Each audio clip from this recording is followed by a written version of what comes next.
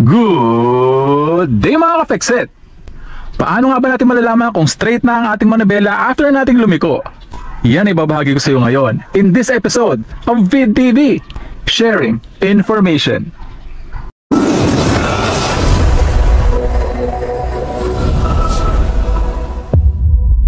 Okay mga ka-Fixit, dun sa nakaraang video natin na ibinahagi ko sa iyo paano nga ba tayo liliko ng tama at ano nga ba yung mga hold or turn na pwede natin gawin sa ating steering wheel para makaliko tayo ng tama in every given situation. So hindi mo pa napanood yung video na yun, maglalagay ako ng link ng video yan sa upper right portion ng video na to and sa description below para mapanood mo.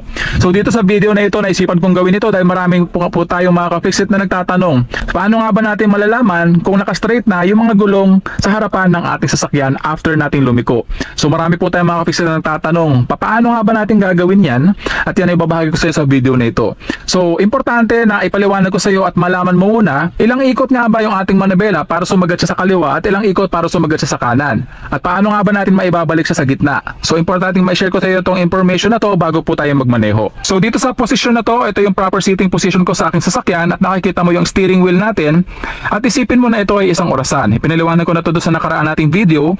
So itong steering wheel natin, itong ating 12 o'clock position, itong ating 3 o'clock position, 6 o'clock position, and 9 o'clock position. So ang proper hold niyan is sa 9 o'clock and 3 o'clock position. The safest and effective way para mapanatili nating safe yung ating pagmamaneho at ma-steer natin ng tama yung ating steering wheel. O pasensya na po, maraming tape yung ating sasakyan. So kakatatapos ko lamang po kasing gawin yung isa nating video. Panoorin mo yun yung video na yun, magiging kapaki-pakinabang din yun sa'yo habang ikaw ay nag-aaral pa lang magmaneho. Yun yung video na paano natin mapanatili sa tamang lane yung ating sasakyan. So maglalagay din ako ng link ng video na sa upper right portion ng video na to and sa description below para mapanood mo. So itong tape na to, yan sa ating steering wheel, mapapansin mo ito, makakatulong to sa iyo sa reference point mo para dito sa video na ito. Okay, so laging babalik yan sa gitna or naka-straight sa harapan ng ating sasakyan. Okay, so ito yung ating 12 o'clock position. So iikot ko lamang yung ating manibela all the way sa kaliwa. So gagamitan ko siya ng hand over hand, no? So para maikot natin siya papakaliwa ng hand over hand, gagamitan ko siya ng opposite direction hand natin which is the right hand. So ito yung maglilid ng ating pag-ikot ng manibela. So ayan, tingnan mo ilang beses iikot yung manibela. Ayan. At isa pa. So ito yung sagad ng ating steering wheel papunta sa kaliwa. So mapapansin mo dito nakatapat yung ating 12 o'clock position sa pagkakataon na ito. At silipin natin yung ating gulong. Mapapansin mo nakatapat yan papunta sa kaliwa. Okay? So halimbawa, sinagad natin yung ating manibela all the way sa kaliwa para makuha natin yung liko. So ilang beses nga ba iikot yung ating manibela para malaman natin na naka-straight na yung ating gulong. Okay? So itong 12 o'clock position, isipin mo yan at tingnan mo itong malaking butas na ito sa ibabaw ng ating steering wheel kung ilang beses babalik yan sa gitna. So 1 and isa pa 2. Okay? So sa dalawang beses na pagkakataon na yan na bumalik itong 12 o'clock position sa gitna or itong malaking butas na ito, mapapansin mo pag tinignan natin yung ating gulong, ayan, straight na siya, kagaya rin ng pagka-straight ng ating manibela. So okay, papaling ko naman to all the way sa kanan. So ating lead hand, hand over hand tayo, lead hand natin yung kaliwa. Ayan o. Okay. So isa pa, ayan, sagad na po yung ating manibela all the way sa kanan at ang ating reference point na tape, 12 o'clock position ay nandito na sa kanang bahagi ng ating sasakyan. So check ko yung gulong. Ayan, kung mapapansin mo, nakapaling na yan papunta sa right side.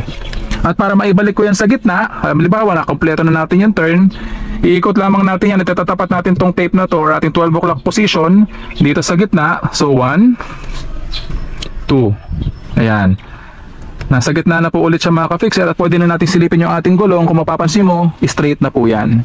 Okay? So ganun lamang po yung pagbalik ng ating manibela para maging straight po yung ating mga gulong after po nating lumiko or after po nating makumpleto yung turn. Okay? So kung mapapansin mo pag sinasagad ko yung manibela natin, no? Ayan, sasagad. At kapag ibinalik ko siya 1 2, sinosobrahan ko ng konti at binabalik ko sa gitna. So meron po kasing konting clearance yung ating manibela, no, sa ating mga sasakyan at para po yung gulong po kasi yung goma po ng gulong natin medyo lumalaban po dun sa friction sa kalsada. Kaya po kailangan medyo sobrahan natin ng konti at ibalik po natin sa gitna. Kasi halimbawa, hindi natin siya binalik sa gitna, ay hindi natin siya sinobrahan ng konti, tingnan mo. Ayan, nakasagad to sa kaliwa. So 1 2. Kapag ginanyan ko siya, kung mapapansin mo, ayan, 'di ba? Oh, bumabalik din siya sa kaliwa ng kaunti. At pag sinilip natin yung ating gulong, ayan, medyo hindi siya ganun ka-straight. So para mapanatili natin na nakagitna yung ating manabela, kailangan sobrahan natin siya ng konti para bumalik siya sa default position sa gitna. Okay? So ganun lamang. Kung mapapansin mo sa ibang driver bakit sinusobrahan nila, yun po yung sagot doon mga ka-fixit. Okay? So tayo magmamaneho na sa kalsada na ito, sa mga liku-liko ng kalsada na ito, at sisimulan na natin yan sa pamamagitan ng pag-seatbelt para tayo ay safe. Ayan. Di-disengage ko yung ating handbrake. Inapakan ko na po yung ating brake pedal ng sagad all the way down. Lipat natin yung ating automatic transmission sa drive. At holding the steering wheel with both hands on the 9 o'clock and 3 o'clock position, which is the most safest way sa pagmamaneho. Papakawalan ko na po yan, ating brake pedal, at mag-accelerate na po ako. Nandito na po tayo sa tamang lane mga ka-fixit, at pansinin mo yung dalawang tape natin, pasok na po yan sa linya kung saan tayo nagmamaneho. Tingnan mo yung mga reference point natin, lalo na tong tape na to. Ayan, pansinin mo paano nagbabago yung position niya base doon sa kalsada na dinadaanan natin. So magra-right turn ako dito, nag-signal na ako, gagamit tayo ng hand over hand. So lead hand natin is the left hand. Ayan. Pansinin mo ilang beses babalik sa gitna yung ating manabela. Ayan, so isang beses lang mga ka-fixit. So mas wide yung turn. Ayan, hindi ko na masyadong gagamitin or hindi ko na aalisin yung ating kamay sa ating manibela dahil milking dakaw yung ating gagamitin dahil mabagal yung ating takbo. Ayan. So para mapanatili nating safe yung ating pagmamaneho, huwag nating aalisin yung ating left hand and right hand sa tamang position niya, no, most of the time. So may mga pagkakataon na aalisin natin yan, kagaya ng pagka kailangan natin magbago ng position sa kalsada or kapag kailangan natin lumiko, pero after ng liko ibalik po natin siya sa tamang position. Okay, so dito tayo magmamaneho sa roundabout na ito. Always right kapag ka roundabout, tandaan mo yan.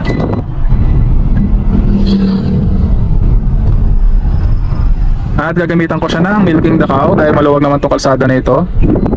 Ayan, pansinin mo bumabalik yung ating steering wheel sa default position, di ba mga ka-fixit? Pinapanatili ko lamang sa tamang lane yung ating sasakyan. Makikita mo yun sa mga reference points natin. Ayan.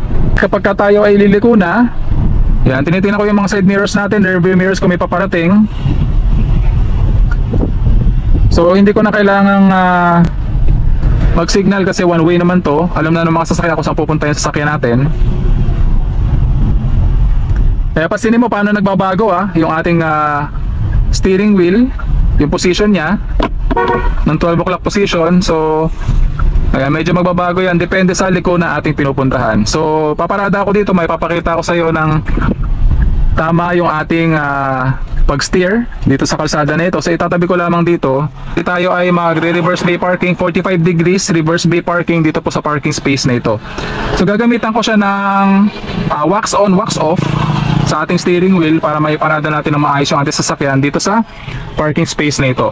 So pansinin mo ilang ikot ko iikot yung ating manubela papunta sa different directions, at ilang beses ko rin siya ibabalik para mas straighten natin yung sasakyan natin. Okay? So nasa drive pa rin tayo. So tayo ay mag-hazard para malaman nilang paparada tayo dito.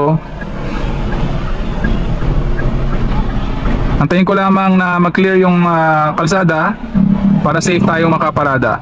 Okay, yan, tingnan mo, wax on, wax off tayo. 45 degrees reverse bay parking. Okay, so reverse. Ayan, pansinin mo ilang beses kung iniikot yung ating manabela. Okay, so sa pagkakataon na to, straight na yung ating sasakyan dito sa parking space na ito, pero yung mga gulong natin hindi pa po yan straight. Okay, so kung mapapansin mo dyan, ayan, nakalabas pa yung gulong, hindi pa yan straight. So para ma-straight natin yan, kailangan ulit nating iikot yung ating manibela, itong 12 o'clock position natin, papunta sa kaliwa. Ayan, straight na po yung ating gulong.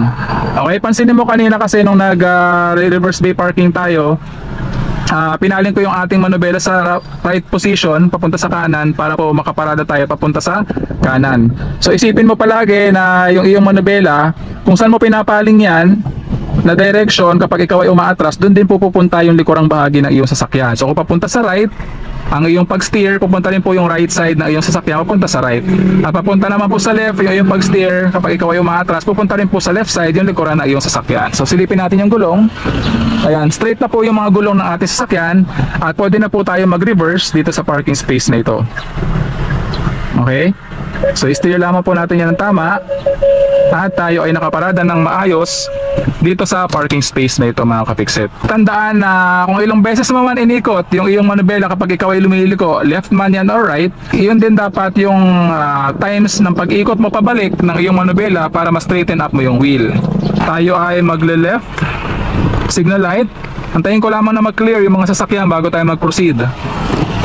That is basic defensive driving 101 mga ka-fixit. Pagka clear na pero medyo mabilis-bilis yung motor, so I let him pass. So palagi mong tatandaan, lalong-lalo na kapag ngayon na nag-aaral ka pa lang magmaneho at beginner driver ka pa lang, always make sure na clear yung kalsada bago ka lumabas. Kasi medyo hindi pa ganun kaganda yung judgment mo or hindi pa ganun kagaling yung judgment mo para malaman mo kung aabutin ka ba, mag-i-slow down ba yung sasakyan na parating, o pagbibigyan ka ba. So para safe, make sure na clear. So right side tayo mga ka-fixit.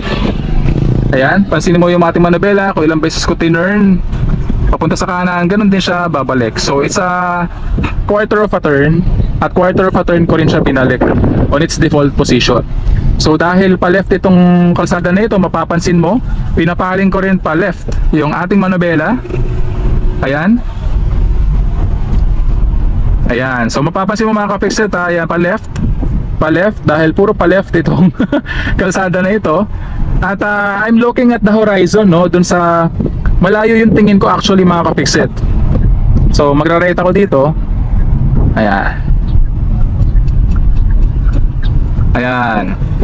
So isang pagkakamali kasi ng mga beginner drivers, no, kapag sila ay nagmamaneho, they tend to focus on one specific object sa mga kalsada. Halimbawa, yung sinusundan nilang sasakyan. So kapag yung sinusundan nilang sasakyan nag-swerve papunta sa kanan, unti-unting kumakanan or unti-unting kumakaliwa, susundan din nila yon. So dapat ang focus natin is malayo. Ayan, papunta sa kalsada na yun, papunta sa right, doon ako naka-focus. Nakikita ko yung paparating mula sa kabilang side ng kalsada at yung mga obstruction sa kalsada. Inoobserbahan ko lahat yan at ginajudge ko yung distansya nila sa ating sasakyan at sa ating pagmamaneho. So kapag tayo ay nagmamaneho mga ka-fixit, yung focus natin hindi lang dapat sa isang bagay. Widely open yung tingin natin sa kalsada, sa unahan, sa gilid, sa mga blind spots, sa ating side mirrors and rear view mirrors na ating sasakyan. It might sound a little bit too many, no, para sa iyo, pero habang ikaw ay nagmamaneho at ikaw ay nasasanay sa iyong pagmamaneho, maging automatic reflex action yan and muscle memory ng iyong katawan, no? So hindi mo na yan kailangang isipin kapag matagal ka na nagmamaneho. So isa pang sharing para dito, halimbawa mag-U-turn ka sa kalsada na ito, titan ko siya ng wax on wax off sa pagkakataon na ito. Ayan, so 1, 2, sagad na yung ating manubela. Pansinin mo ilang beses babalik sa gitna yung ating tape. So 1, 2. So alam ko na straight na yung ating mga gulong at straight na din yung ating pagmamaneho sa kalsada na ito. Okay mga ka-fixit? So kailan mo sisimulan yung pagbalik ng manubela? Kapag pasok ka na doon sa linya or pasok ka na doon sa U-turn, malalaman mo na dapat simulan mo na yung pag-straighten up ng iyong manubela. Actually nakadepende rin po sa bilis ng takbo ng iyong sasakyan yung pagbalik na iyong manubela on its default position. Okay?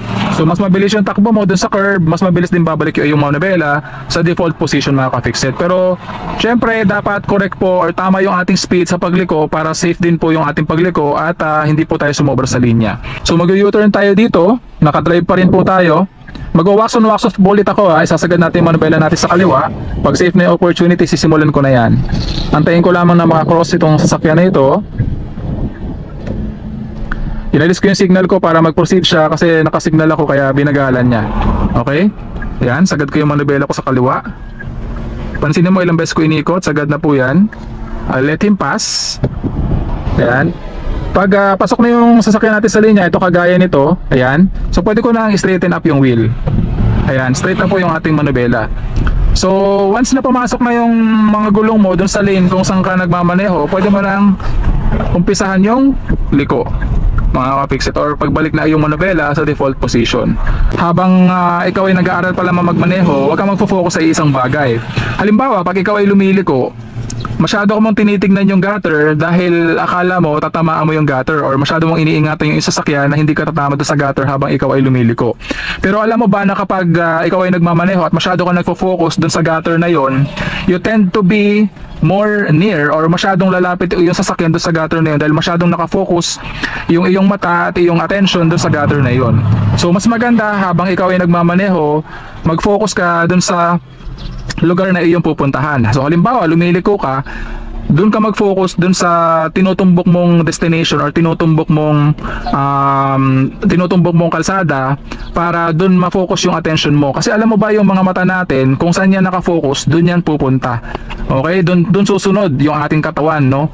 So kung doon tayo nakafocus sa gitna, doon din susunod yung ating katawan. So nagsisend ng signal yung ating mata sa ating brain, at yung brain natin nagsisend ng signal sa buong katawan natin kung paano natin i-operate ng tama yung ating sasakyan, at doon natin da-divert yung ating sasakyan base dun sa kung saan naka-divert yung ating attention.